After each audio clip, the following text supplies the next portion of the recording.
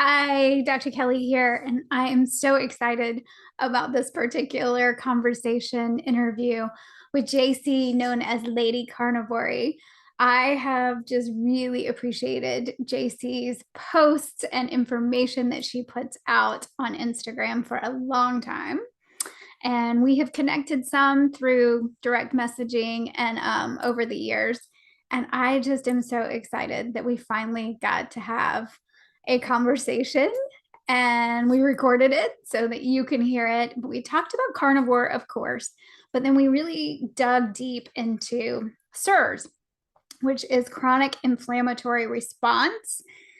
And we also talked a little bit about mold toxicity or mold illness. So I love how Jacie, I just love everything about Jacie, but I love how open and honest she is. And also, she's just really great about helping people understand things through her journey so that you could be helped or so that other people could be helped. So hopefully this information is helpful to people who have had some chronic illness and trying to figure things out and really not sure what's happening. It could be very helpful for a lot of people. So if you like this video, please hit the like button. If you know anyone that you're like, oh, so-and-so has a really strange illness and this might be what's going on for that person, share, please. And then also, if you haven't already done so, please hit subscribe. I would greatly appreciate it. Happy healing. All right. So, Jacie, I'm so excited to talk to you because you are my favorite carnivore. You probably don't know that, but you're my favorite carnivore of all the carnivore people. Well, thank you. That's an amazing compliment. And I'm so excited to connect with you. I feel like we've been touching base occasionally for a long time now, but never had the chance to connect. So I'm super excited. Yeah, because you were in Florida and I was gonna try, I wanted to actually get to in the same kitchen and cook together at some point. Maybe we'll be able to do that, but because you're not in Florida anymore. Not right now. I hope that I get to go back there and we can talk about the illness that I have experienced from Florida, but I think that I could go there in the winter. So my next step after where I am now is maybe doing van life stuff. So if that's the case, you might see me in Florida in the wintertime. All right. All right. Yeah, we'll get into all of that because I'm super excited to talk to you about all things carnivore, but also like your healing journey, kind of where you are. I've been keeping up with your posts, so I'm just glad that you're having more good days than bad days, it sounds like. So that's awesome. Yeah. I'm gonna take all this jewelry off because it's gonna be chingling and changling and driving me nuts. But so for people, so you're kind of like carnivore royalty. So I think most carnivore people will know who you are, Lady Carnivory.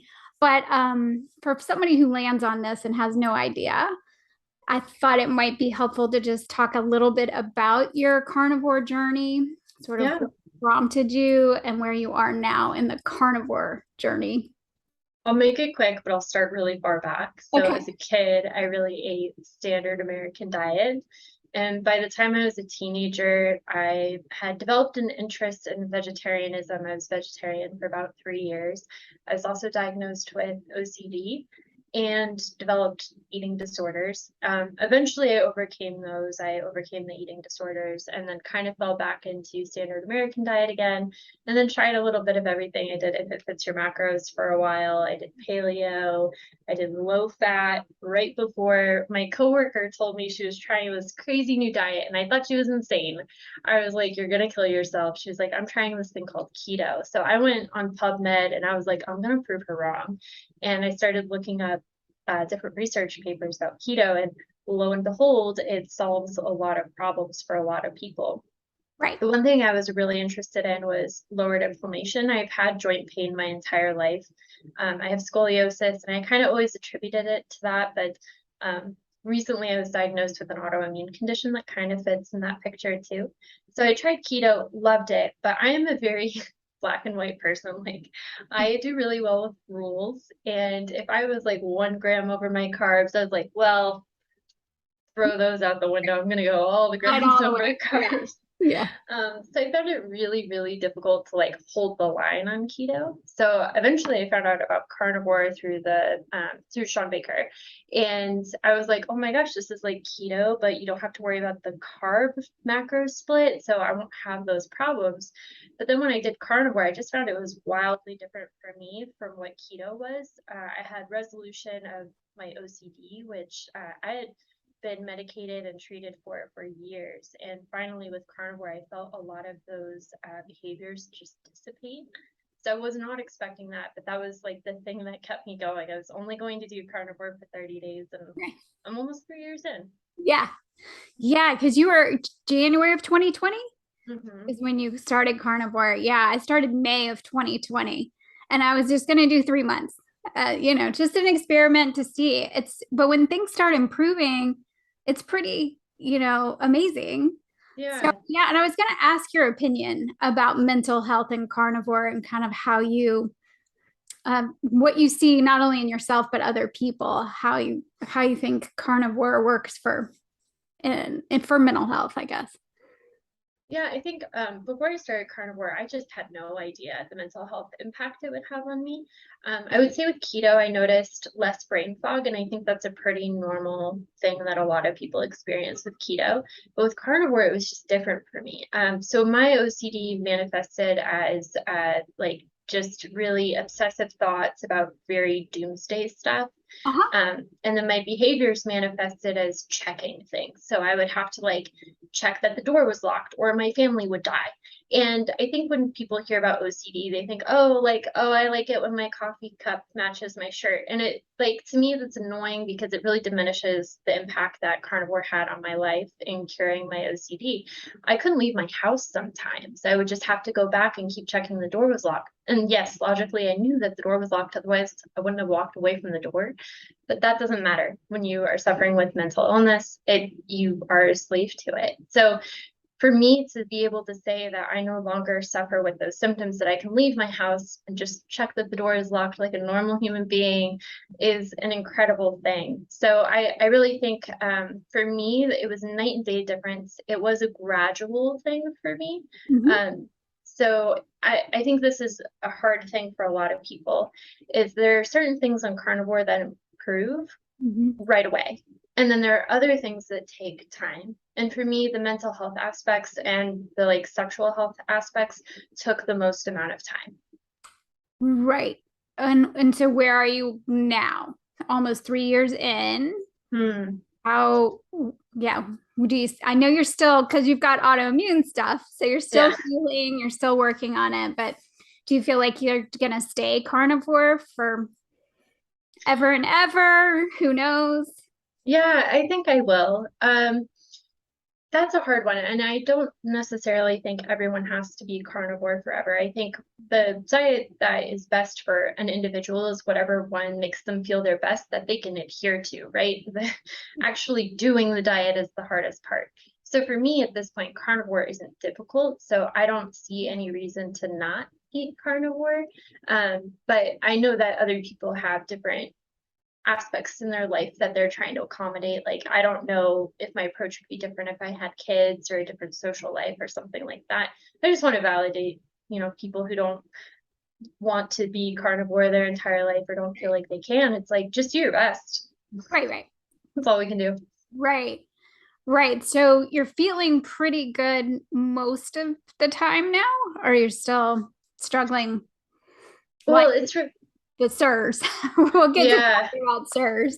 No, it's really interesting because my story has not been very linear. And I think that there's this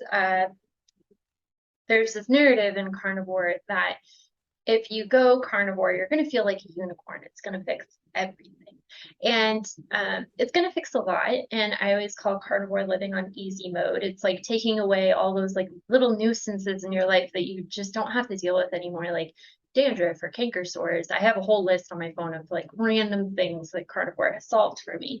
A big one is my mental health, and that has stayed consistently good throughout the time I've been carnivore. Good. But halfway through my carnivore journey, I had an autoimmune flare. I was diagnosed with something called ankylosing spondylitis. It's a spondyloarthropathy Right. related to like rheumatoid or reactive arthritis is, Right. which people might be more familiar with. And that was really unexpected for me and surprising because I thought with carnivore, like it's supposed to resolve autoimmune issues. It wasn't until months later I learned about CIRS or chronic inflammatory response syndrome Right. and how that can actually trigger autoimmune things. So yes, carnivore has solved a lot of things for me and it's continued to solve a lot of things for me, but I still think that there are underlying health issues that you may have to address to get to 100%. Sure. Absolutely. And I've been learning a lot just about chronic inflammation because in my work, it's really important for me to understand that piece of it. And it's interesting that diet can make such a big difference, particularly in mental health. But then we still have stuff. And I've been learning a lot about mold toxicity too, or mold illness. And I'm just, once you start down this rabbit hole, and then CIRS, I was like, what the hell? They keep coming. It's like post-viral stuff and chronic fatigue and mast cell activation syndrome. And I just am like, and it seems like they're all just sort of related, so how do you even find your way? Like how you just kept digging, I guess. You kept asking questions and finding testing and digging. Yeah, I think a lot of people with chronic illnesses will relate to this, but it's like everyone wants to tell you the thing that made them better. So it's good and it's bad. And having a platform on social media, it's good and it's bad because I was just given a lot of opportunity to hear about a lot of other people's healing journeys and their experiences with resolving their autoimmune issues.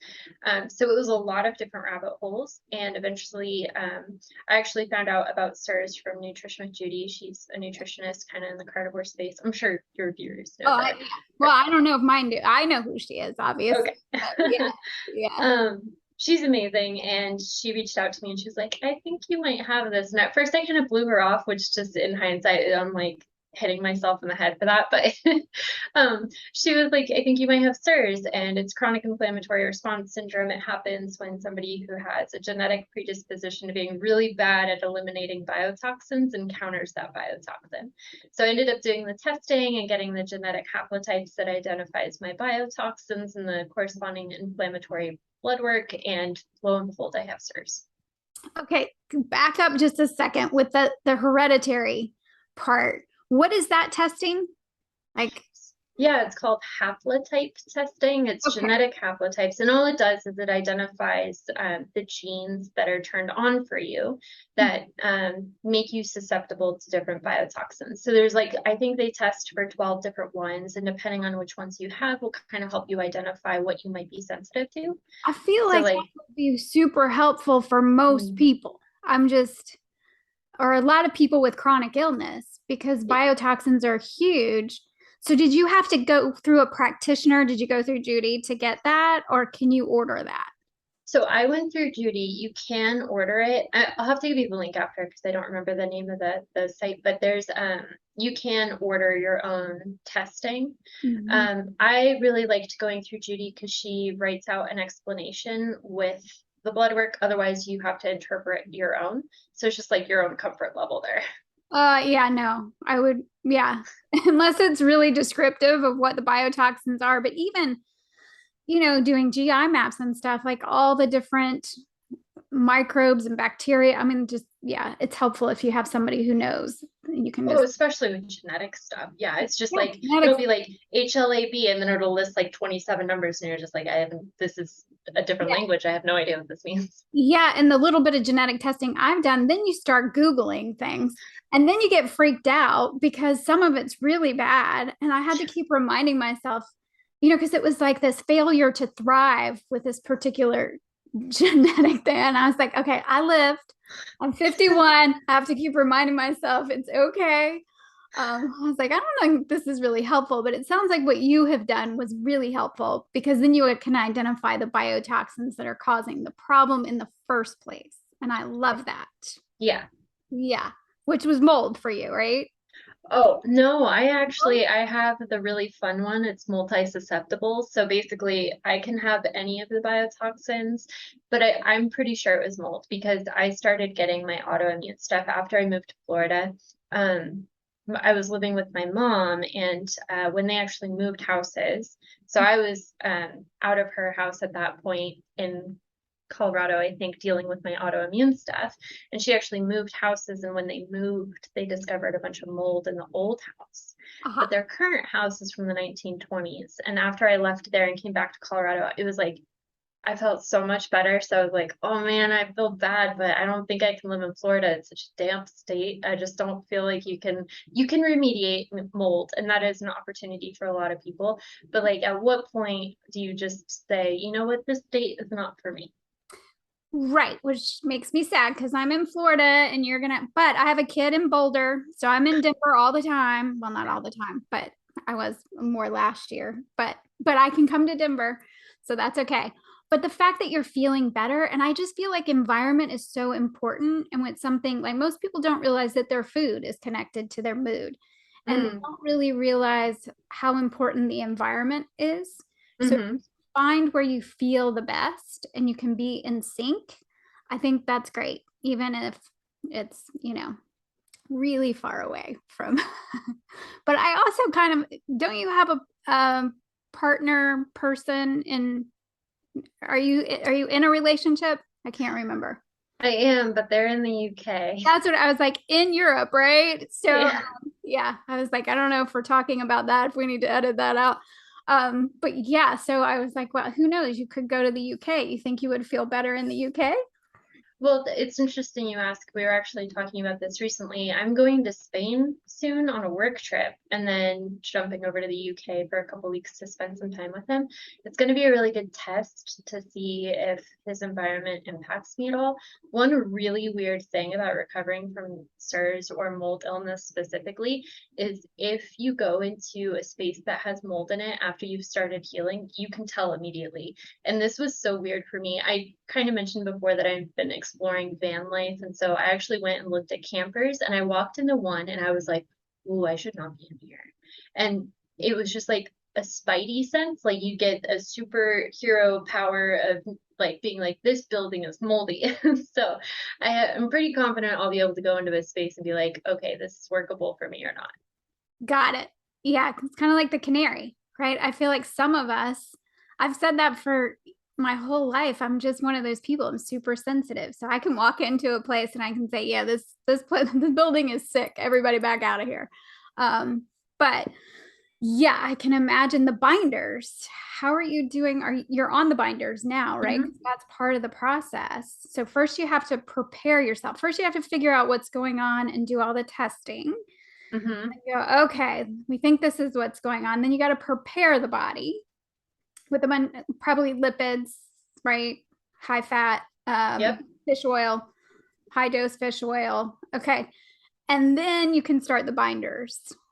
Yeah, one other aspect I want to touch base on Yeah. about the like foundational step of preparing the body, Yeah. limbic retraining. So that part is huge for people with chronic illness, is over time you just develop these bad neural pathways because you've been sick for so long. Your body doesn't realize what's a trigger and what's just a coincidence in your environment. Right. So you have to retrain your brain for those neural pathways so that you really know, like, okay, that's a trigger versus this is just something in my environment that my body happened to react after I interacted with. I think that part cannot be understated. That was a huge part of healing for me, was just eliminating all of that extra noise of what my body was experiencing and really truly just getting down to like what is really impacting me.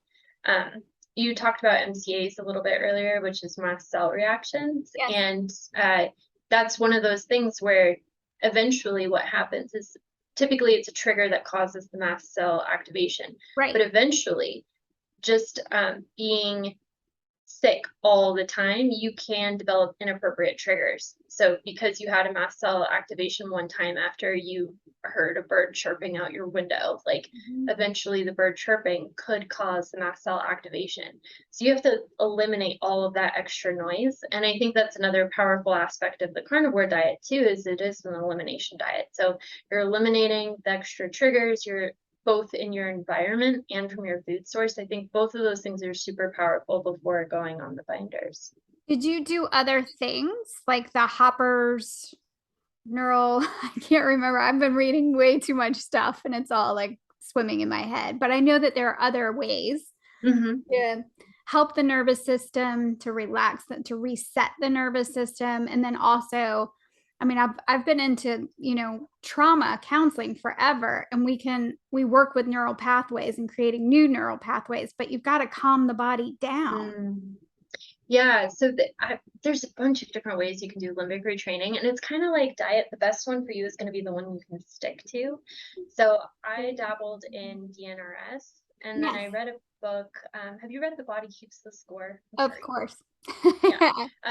So the somatic stuff I'm super interested in, and I've started looking into practitioners for that. But in the meantime, one of the suggestions given to me was to learn an instrument. Now, I live out of a suitcase, so carrying around a guitar isn't really an option for me. So I started learning how to sing, like technically, like read music and sing that way.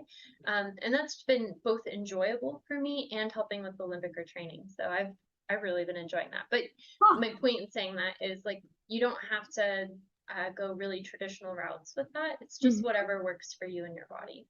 That's amazing. I think that's a really good point, because I think that's another rabbit hole people could get in, and it could be really fun, enjoyable, simple things that you could do.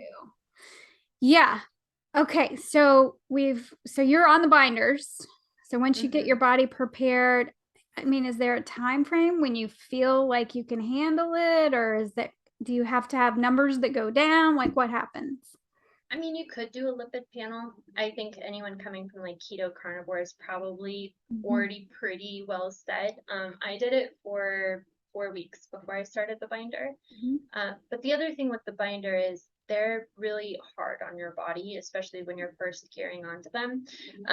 And so you'll know pretty immediately whether or not you can tolerate them well. And it's also the part that plays such a huge impact in whether or not you do well on the binders is one of your blood scores. It's called an MMP9. Depending on that score can help determine how well you're going to tolerate the binder, but also, are you still in the environment that made you sick?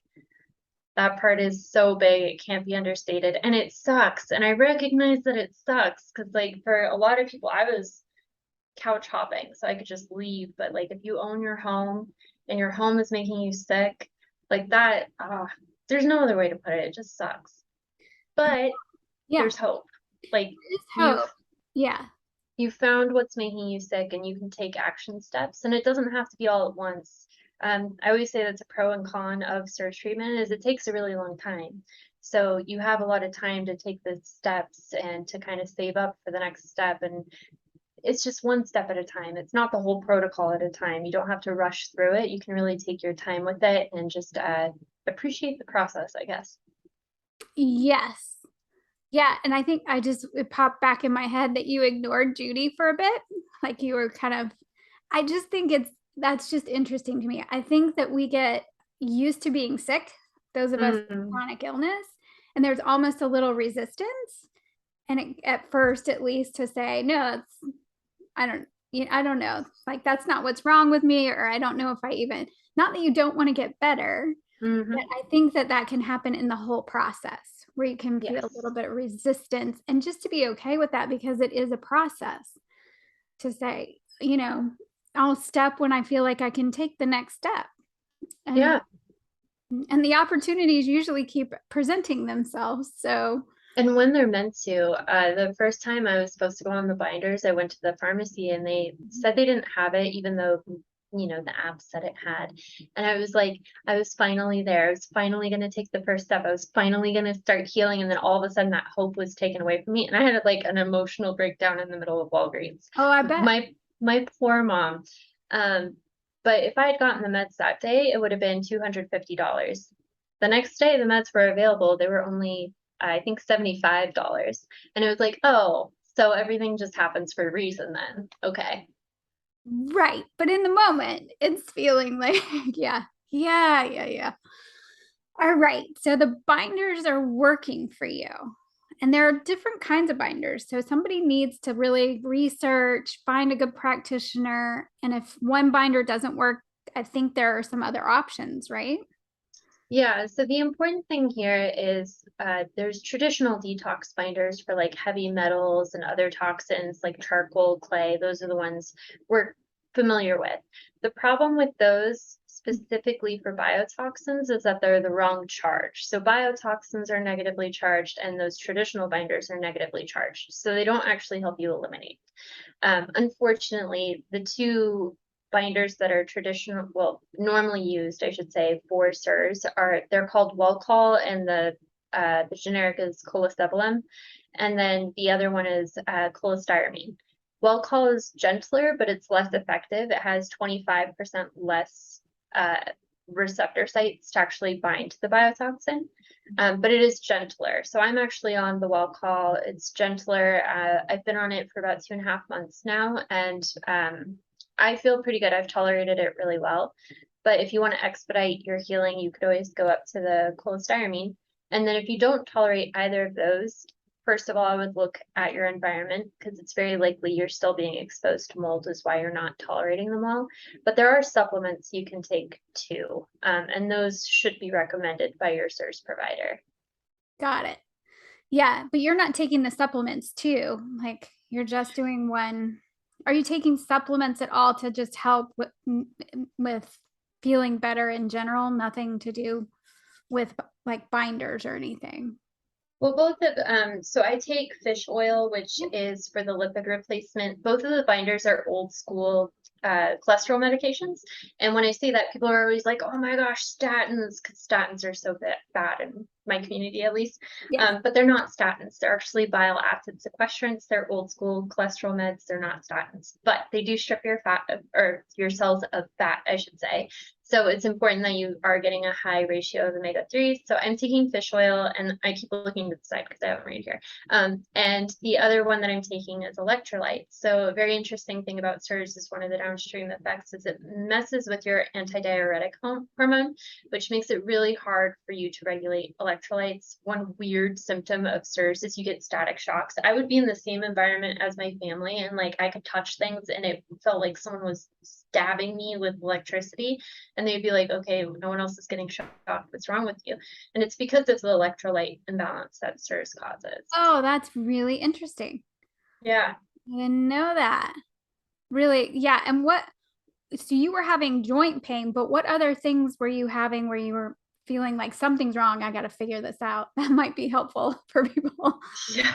So for me, the big thing was it triggered an autoimmune condition.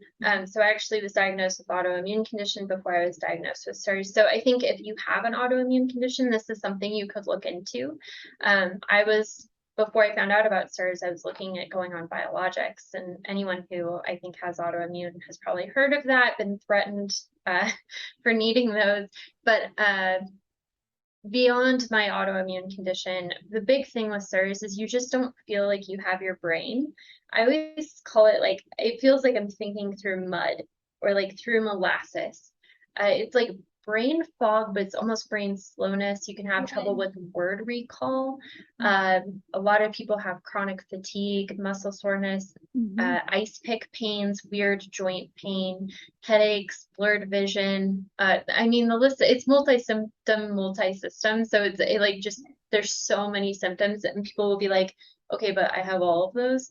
So there's actually what they call the symptom clusters, where they grouped them together. And if you have a symptom in one of the clusters, it's like you have that cluster. So you can kind of diagnose yourself at home before pursuing working with a provider. If you have 8 of the 13 symptom clusters, the next step is taking a vision test because of the neuroinflammation and the nerve damage from the biotoxin, as well as the white blood cells from the inflammatory response kind of clog up the capillaries in your eye. Because they're so small, it makes it really hard for you to see blurred lines. So one of the diagnostic criteria is, it's called the visual contrast sensitivity test. And you can take that at home at vcstest.com. Great. I mean, so that's, you can do a lot at home to kind of rule some things out. And I think the big thing is to not get too freaked out. If you're like, I'm on them, yeah, I'm sorry, is to not get too freaked out, but actually stay hopeful because you're figuring out like what's going on with you, and then the fact that there's treatment and that there Yes. are different routes, and that the big thing is to get out of the environment, and that's going to be the hardest thing, I think, for most people. Yeah.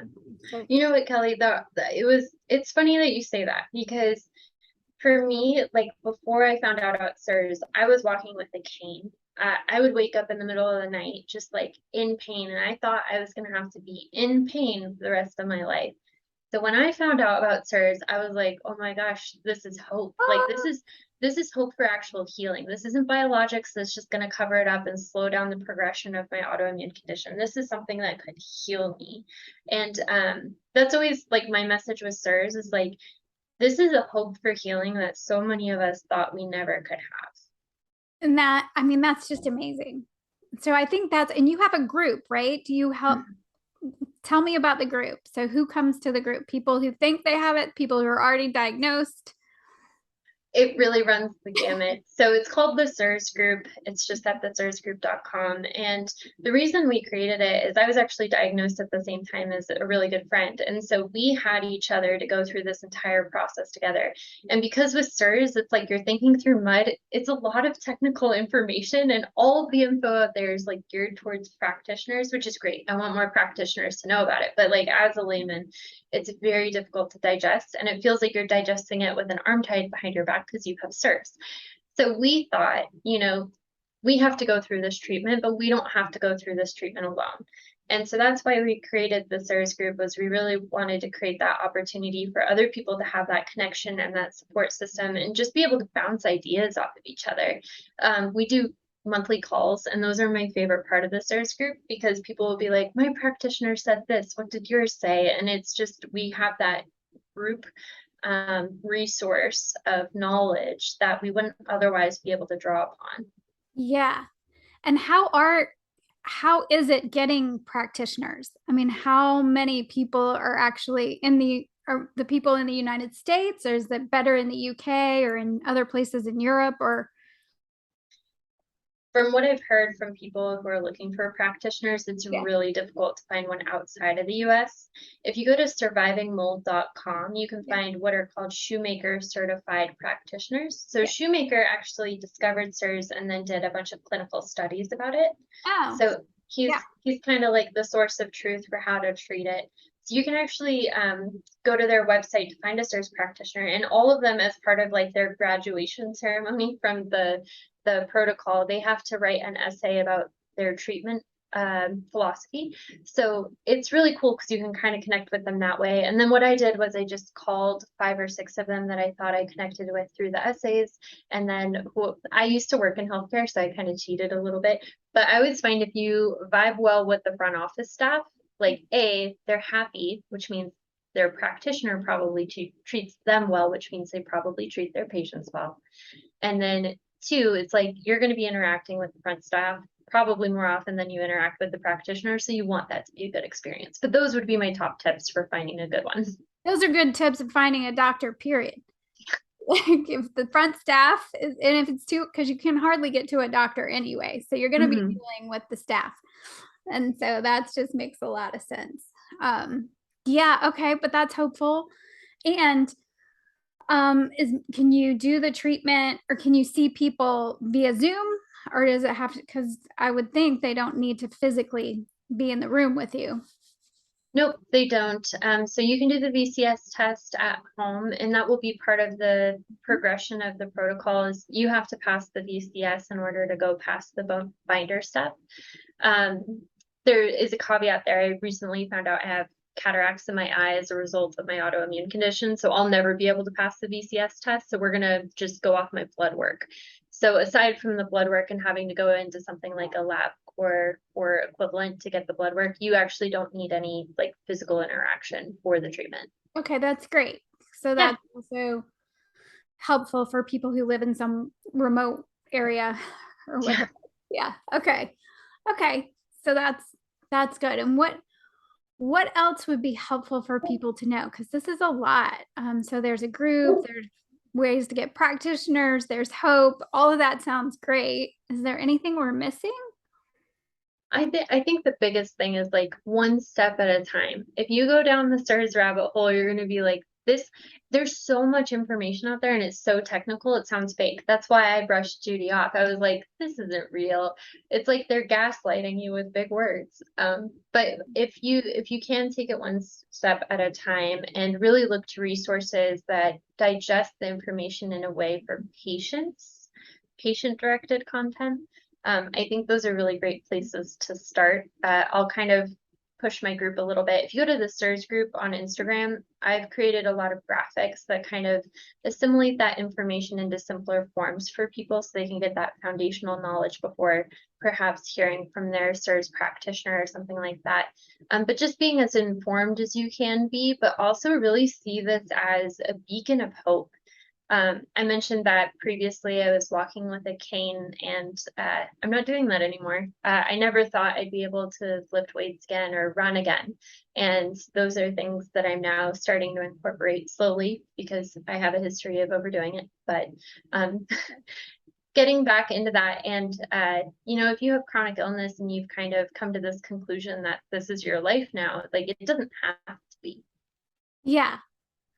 Yeah, I remember at one point saying to my functional medicine doctor, I guess this is as good as it gets. And she was like, and that's before I was carnivore. I just never felt good. And I thought, oh, well, because I was doing all the things I thought were important to do. And you can feel better. I just tell people, if you don't feel really good most of the time, you're not done. Because I think we're built to feel good. Yeah. And to heal. So we just got to keep trying to find the information. And this is super helpful, I think, for people. So I don't know, for all the people out there that have some weird thing going on, they just can't figure it out, or they're feeling like, just desperate. Because when you feel terrible, and especially if you're thinking through mud, like that's just got to be really challenging. It's funny because in CIRS, a lot of people just say, like, I don't feel like myself anymore, which is such a nondescript symptom. Right. But Doctors don't like that. yeah, they're like, okay, you're just making it up. Like, this is who you are. And it's like, no, I don't feel like myself anymore. But the last step of the protocol, the way to clear the last step is you have to feel like I feel normal.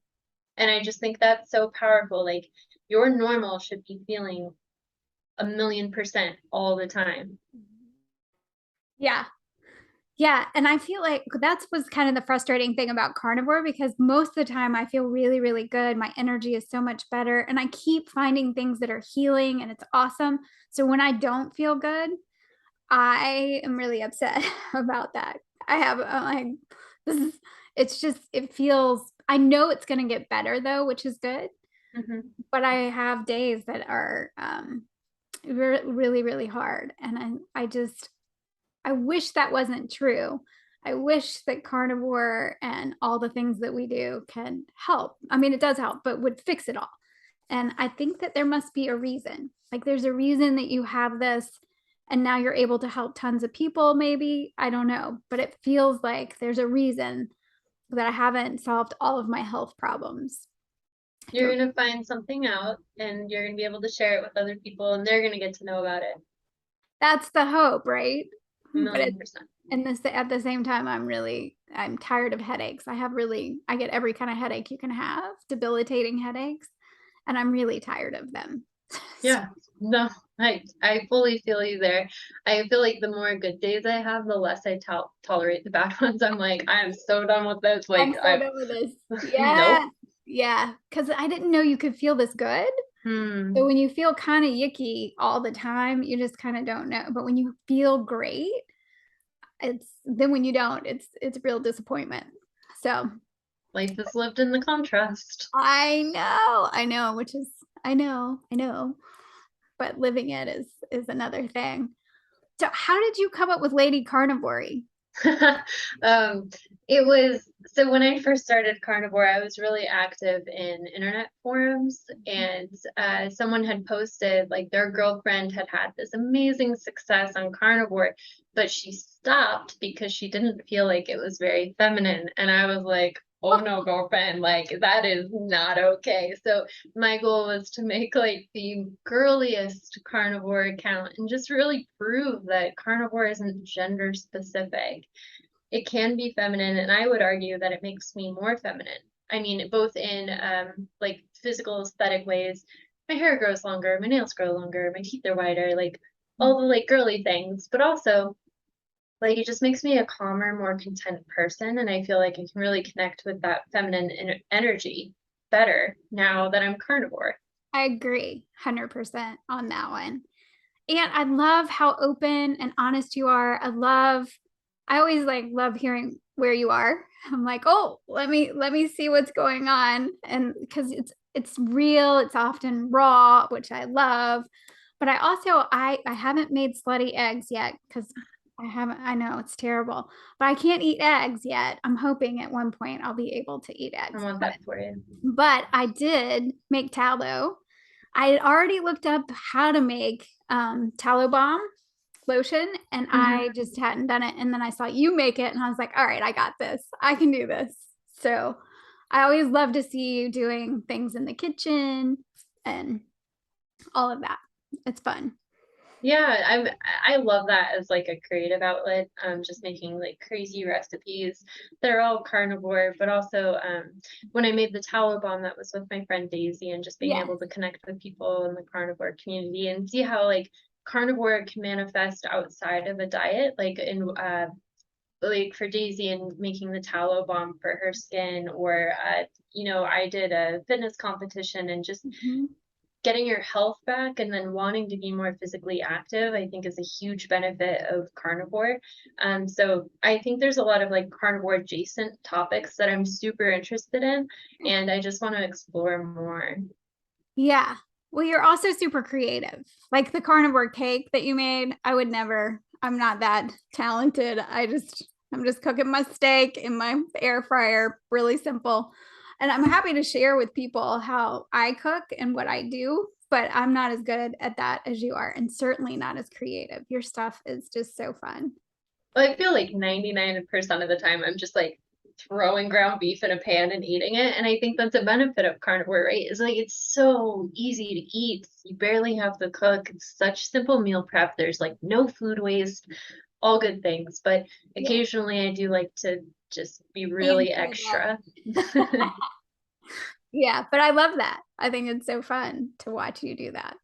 And the whole getting ready with you, I'm like, my God, I need to learn how to do all those things because I don't do any of that. I'm like 2 minutes and I'm done. Yeah.